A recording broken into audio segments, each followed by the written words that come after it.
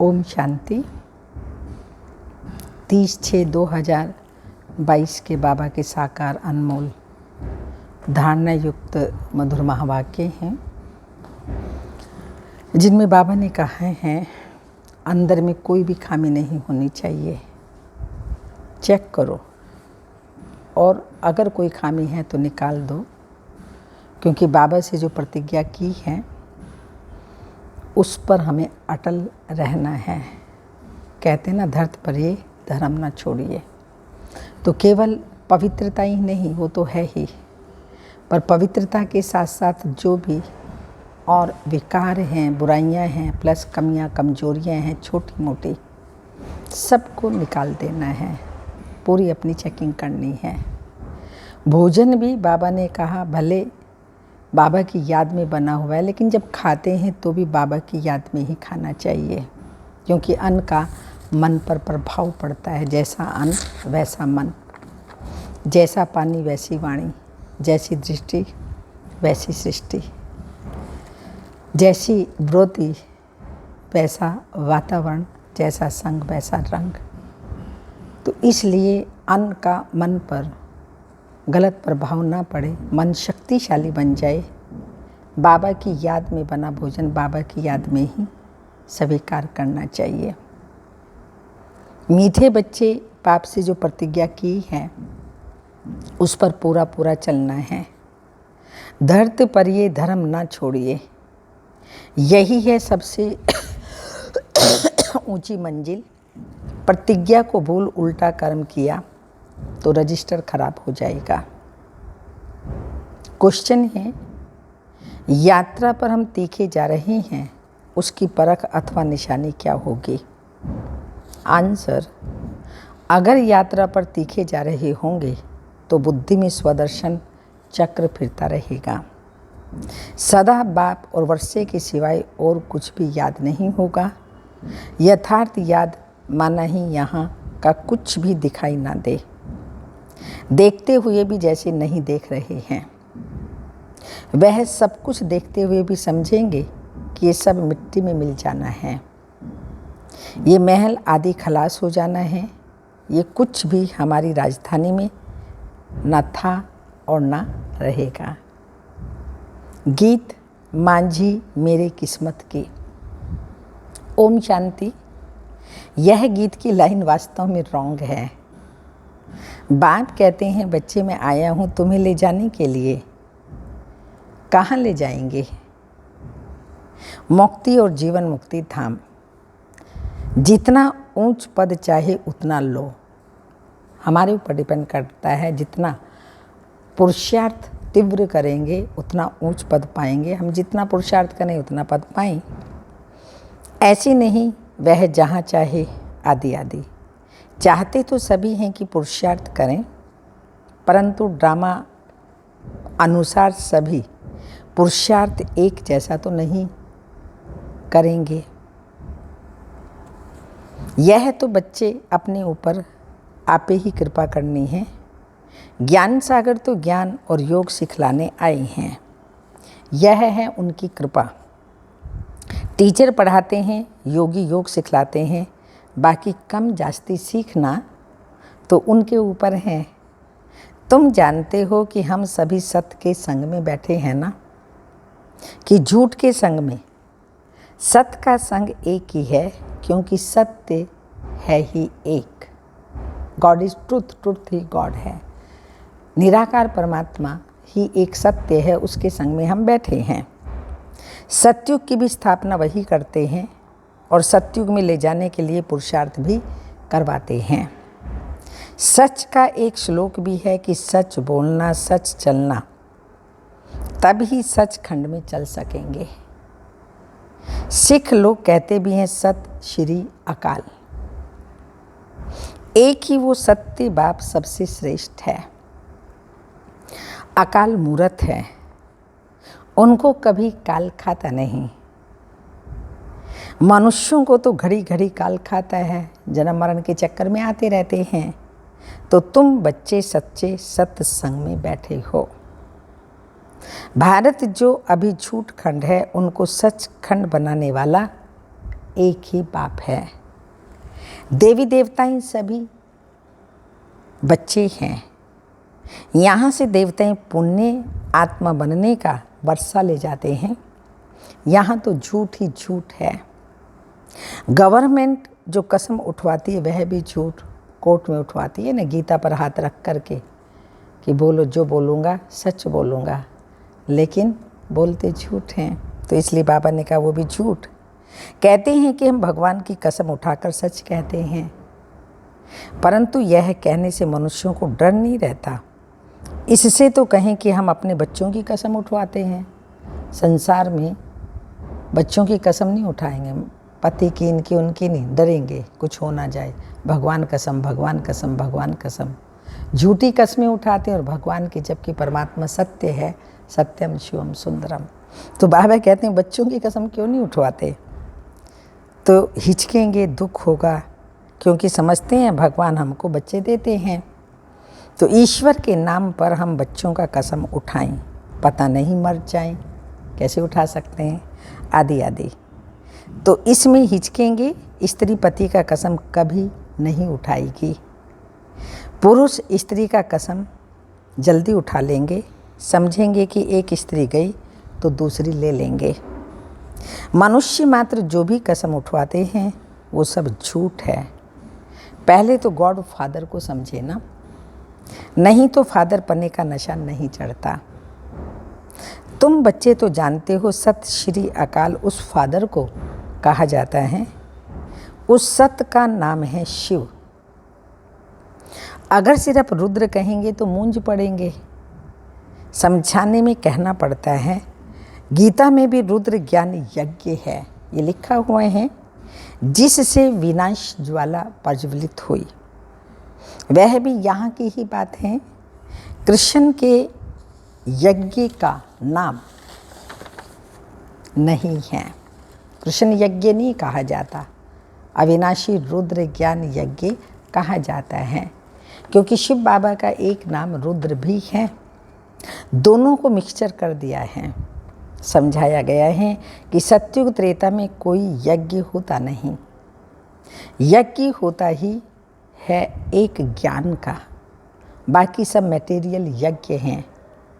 पोथी पढ़ना, पूजा करना सब है भक्ति मार्ग।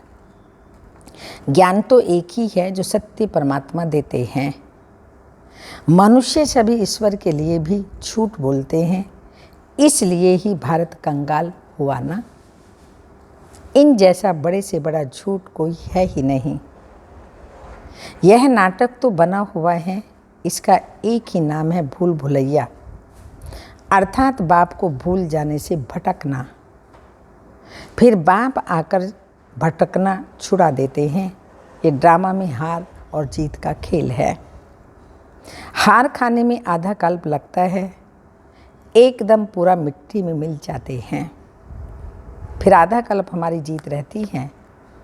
यह बातें तुम्हारे सिवाय और कोई भी नहीं जानते। बड़ी बड़ी गीता पाठशालाएं हैं। गीता का भारतीय विद्या भवन भी बनाए हुए हैं। नाम तो गीता का बड़ा भारी है। गीता को कहा जाता है सर्व शास्त्रमयी शिरोमणि, परंतु नाम बदली करने से कोई काम के नहीं रहे।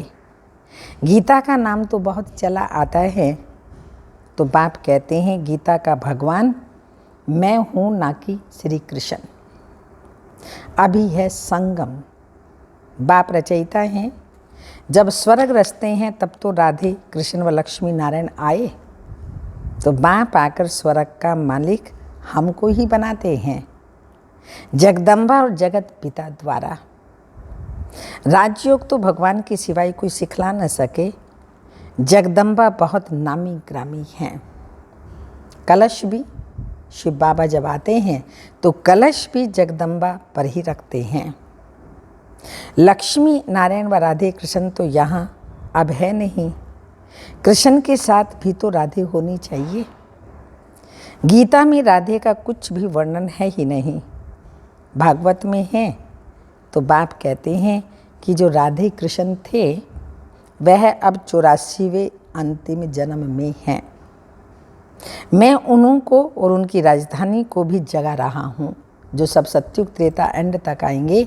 सबको शिव बाबा आकर अज्ञान निद्रा से जगाते हैं। सभी को गोरा बना रहा हूँ। काला अर्थात पतित और गोरा अर्थात पावन, तो शिव बाबा सबको पावन बना रहे हैं। ये बड़ी बड़ी बातें हैं जो तुम ही जानते हो कि हम सूर्यवंशी चंद्रवंशी दैवी घराने के हैं। हमने 84 जन्म भोगे हैं, अब फिर से हम सतयुग में जाएंगे। गिनती तो सतयुग से लेकर करेंगे ना। 84 जन्मों का चक्र भी मशहूर है। तुम वर्षे को घड़ी घड़ी याद करते हो ना। अब 84 के चक्र को याद करो। इस चक्र को याद करना माना सारे वर्ल्ड की हिस्ट्री ज्योग्राफी को याद करना। जितना स्वदर्शन चक्र फिरता रहेगा उतना समझो वह यात्रा पर तीखा जा रहा है। तुम जानते हो कि अब कांटों की दुनिया है। तमो प्रधान मनुष्य 5 विकारों में फंसे हुए हैं। बाप कहते हैं मैं पन छोड़ दो, लेकिन छोड़ते ही नहीं।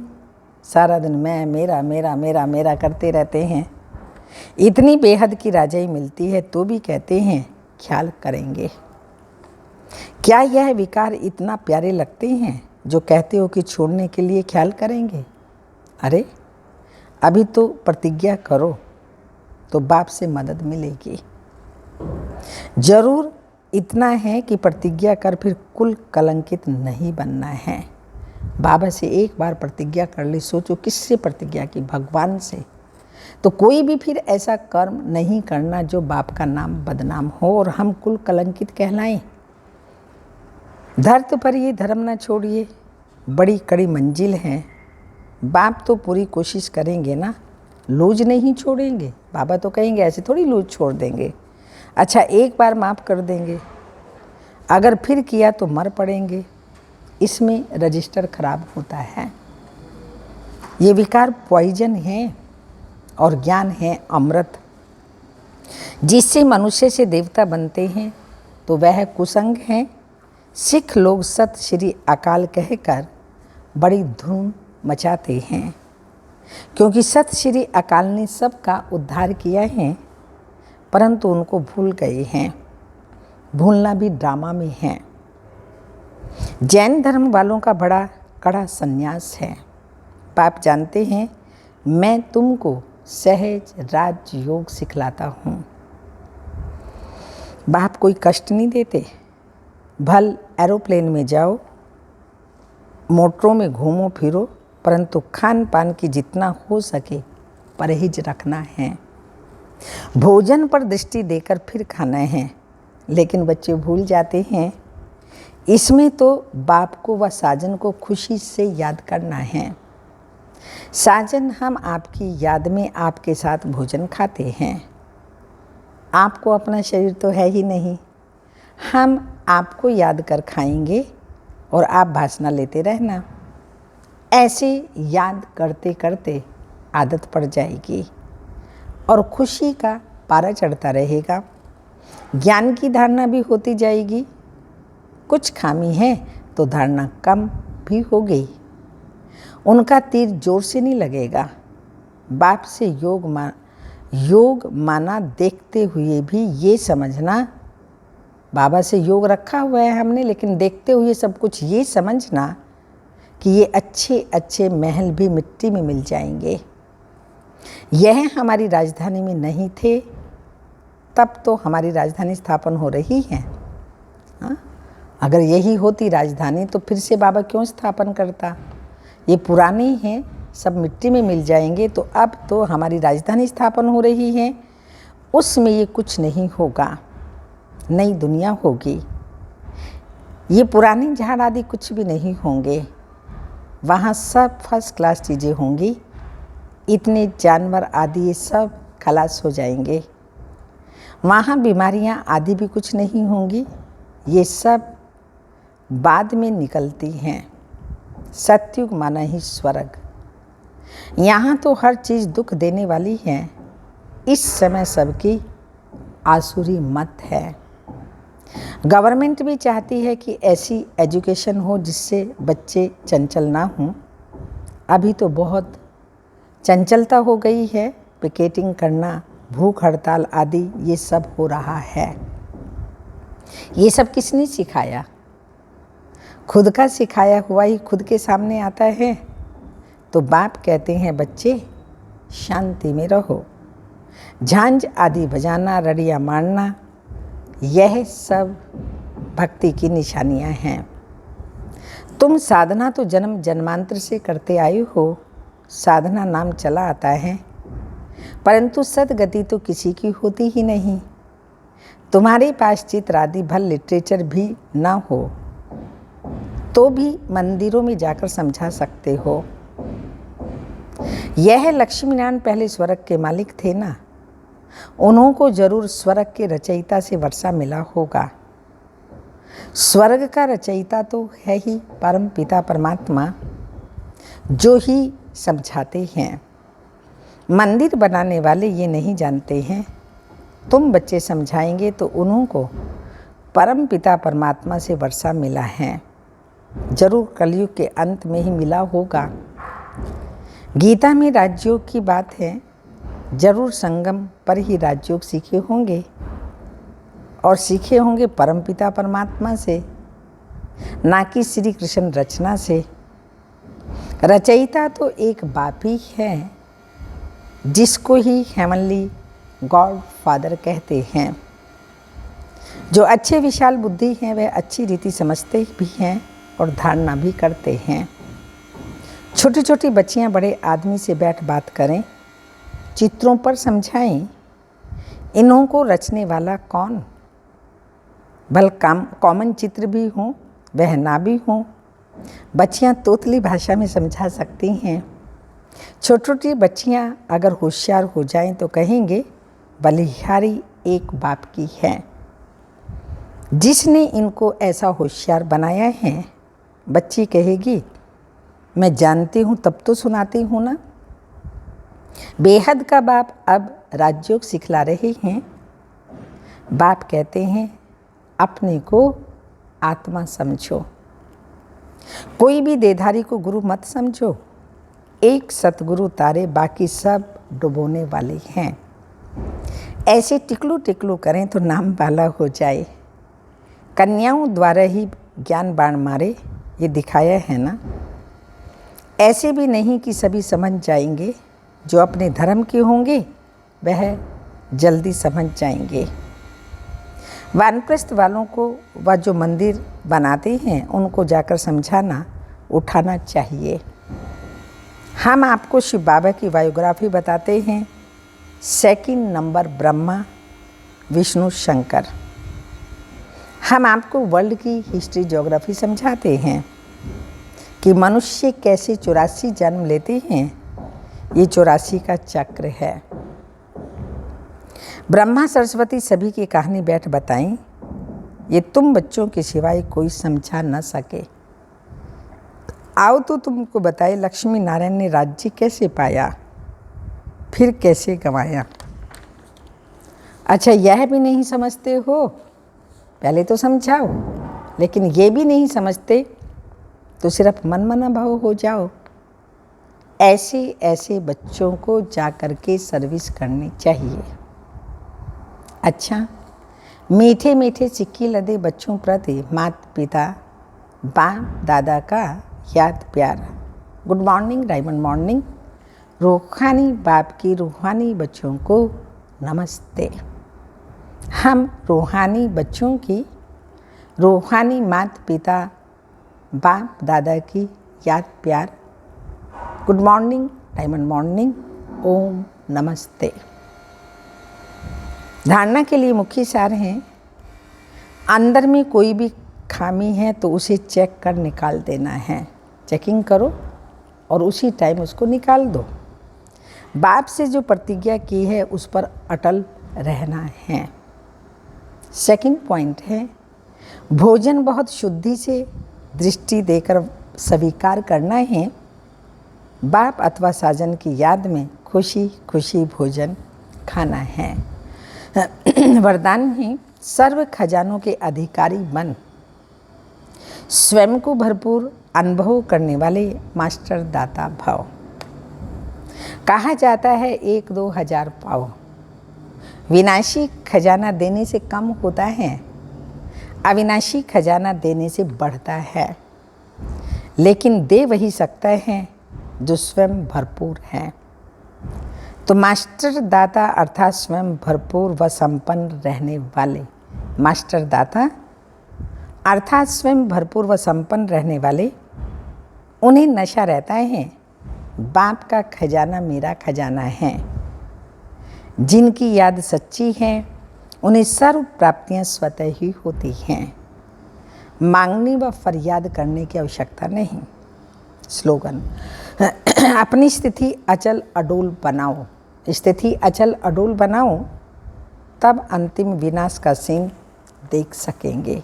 इतनी शक्तिशाली स्थिति चाहिए। खूने नाहे खेल होंगे, चारों तरफ अर्थक्वेक होंगे, पांचों तत्व अपना काम कर रहे होंगे, कत्लेआम होंगे। तो हमें ऐसी सीन देखने के लिए अपनी अचल अडोल स्थिति बनानी है। अमृत बेले की पॉइंट है, काम करने का समय निश्चित होना चाहिए।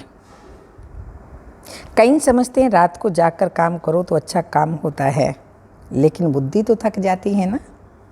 और अमृत वेला शक्तिशाली ना होने के कारण जो कार्य 2 गुना होना चाहिए वो 1 गुना होता है।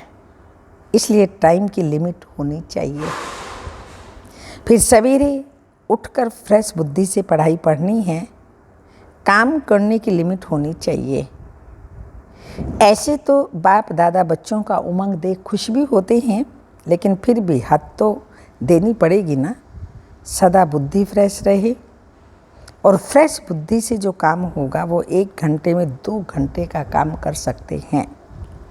जो सेवा याद में उन्नति में थोड़ा रुकावट करने के निमित्त होती है, तो ऐसी सेवा के समय को कम करना चाहिए। जैसे रात्रि को जागते हो 12 व 1 बजे बजा देते हो, तो अमृत वेला फ्रेश नहीं होगा। बैठते भी हो नियम प्रमाण और अमृत वेला शक्तिशाली नहीं, तो सारे दिन की याद और सेवा में अंतर पड़ जाता है। मानो सेवा के प्लान बनाने में व सेवा को प्रैक्टिकल लाने में समय भी लगता है, तो रात के समय को कट करके 12 के बदले 11 बजे सो जाओ। वही 1 घंटा जो कम किया शरीर को रेस्ट भी देगा, अमृत वेला अच्छा भी रहेगा, बुद्धि भी फ्रेश रहेगी। नहीं तो दिल खाती रहेगी।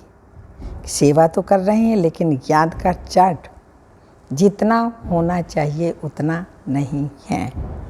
अच्छा, ओम शांति।